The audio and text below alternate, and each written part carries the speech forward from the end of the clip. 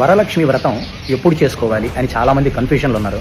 ఎందుకంటే ఈ శ్రావణ మాసము 5 శుక్రవారాలు వచ్చాయి కాబట్టి 5 శుక్రవారాలు వచ్చాయని చెప్పి చాలామంది కన్ఫ్యూషన్లో ఉన్నారు. 2వ వారం చేసుకోవాలా, 3వ వారం చేసుకోవాలని. వరలక్ష్మి వ్రత కథలో ఏమని చెప్పబడి ఉందంటే పౌర్ణమికి ముందు వచ్చే శుక్రవారము అని చెప్పబడింది. ఇప్పుడు కూడా పౌర్ణమి ముందు వచ్చే శుక్రవారం 2వ వారం వస్తుంది కాబట్టి మనం ప్రతి సంవత్సరం కూడా 2వ వారమే చేసుకోవడం ఆనవాయితీ. కానీ ఈసారి 5 శుక్రవారాలు వచ్చాయి. పౌర్ణమి ముందు వచ్చే శుక్రవారం 3వ శుక్రవారం వస్తుంది కాబట్టి ఆ 3వ శుక్రవారమే వ్రతం చేసుకోవాలి. సెంటిమెంట్ ఉండొచ్చు 3వ శుక్రవారం చేసుకోకూడదు, అట్లానే ఎవరికైనా సెంటిమెంట్ ఉన్నవారు 2వ శుక్రవారం చేసుకోండి. ఎందుకంటే అది కూడా పౌర్ణమి ముందు వచ్చే శుక్రవారమే. 2వ శుక్రవారం అయినా 3వ శుక్రవారం అయినా ఎప్పుడైనా చేసుకొనవచ్చును.